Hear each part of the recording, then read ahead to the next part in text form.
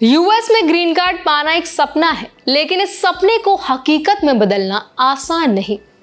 राजवासनत राजासेगर नाम के Indian researcher की कहानी इसी बात का परफेक्ट एग्जाम्पल है। 2011 में राजासेगर ने F1 वीजा पर अमेरिका आकर UIUC में मैकेनिकल इंजीनियरिंग में मास्टर्स किया।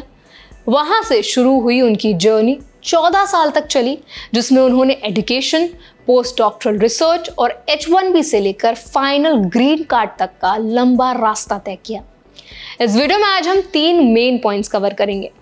राजवासनत राजासेगर की 14 साल की जर्नी और चैलेंजेस, H1B पर $1 लाख फी और इसका इम्पैक्ट इंडियन प्रोफेशनल्स पर, इंडियंस के लिए प्रिकॉशंस और सीख जो इस जर्नी से उनको मिल सकती है।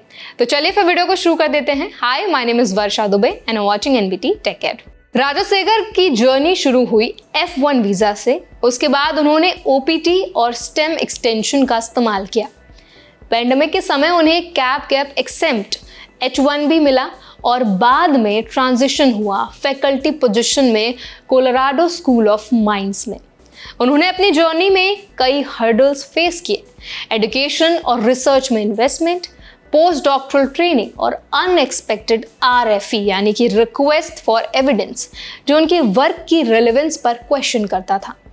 हर स्टेप पर अनसर्टेनिटी थी कि क्या उनका US में फ्यूचर सिक्योर रहेगा। राजासेगर ने बताया कि उन्हें हमेशा ये फीलिंग रहती थी कि वीजा क्लॉक टिकिंग है।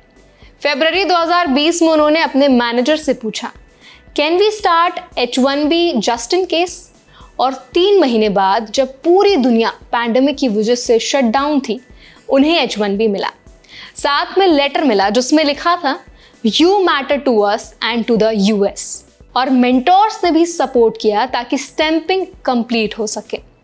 ग्रीन कार्ड मिलने के बाद उन्होंने महसूस किया कि अब वीजा क्लॉक का प्रेशर खत्म हो गया है। उनके वर्ड्स में यही एसेंस है कि अमेरिकन ड्रीम सिर्फ पर्सनल अचीवमेंट नहीं है, बल्कि कंट्रीब्यूशन का भी है। इस कहानी को समझना और भी जरूरी हो गया है क्योंकि हाल ही में प्रेसिडेंट डोनाल्ड ट्रंप ने $1 lakh fee on new H1B applications impose किया है। इसका एम यही बताना है कि अमेरिका में आने वाले foreign workers actually very high skilled हों और अमेरिकन वर्कर्स को रिप्लेस ना करें। H1B वीज़ा मूल रूप से टेम्पररी वर्क वीज़ा है, जिससे साइंस, टेक्नोलॉजी, इंजीनियरिंग और मैथमेटिक्स फील्ड्स में स्किल्ड प्रोफेशनल्स के लिए बनाया गया था। इंडियंस H1B वर्कफोर्स का बहुत बड़ा हिस्सा बनते हैं और $1 लाख फी उनकी अपॉर्चुनिटीज को सिग्निफिकेंटली लिमिट कर सकते हैं। राजासेगर की जर्नी से क्लियर होता है कि ग्रीन कार्ड पाने तक का पाथ लंबा और अनसर्टेन होता है और इस तरह के फी हाइक्स सिचुएशन को और चैलेंजिंग बना सकते हैं। इंडियन प्रोफेशनल्स के लिए लेसन और प्रिकॉशंस पे भी बात कर लेते हैं। राजासेगर की कहानी से इंडियन प्रोफेशनल्स के लिए कई लेसन्स हैं। फर्स्ट, पेशेंस और लॉन्ग टर्म प्लानिंग बहुत ज़रूरी है। एजुकेशन और रिसर्च में इन्वेस्टमेंट करने के साथ साथ अपने ऑप्शंस का बैकअप रखना चाहिए, जैसे H1B, OPT, STEM एक्सटेंशन और इवेंचुअल ग्रीन कार्ड एप्लीकेशन।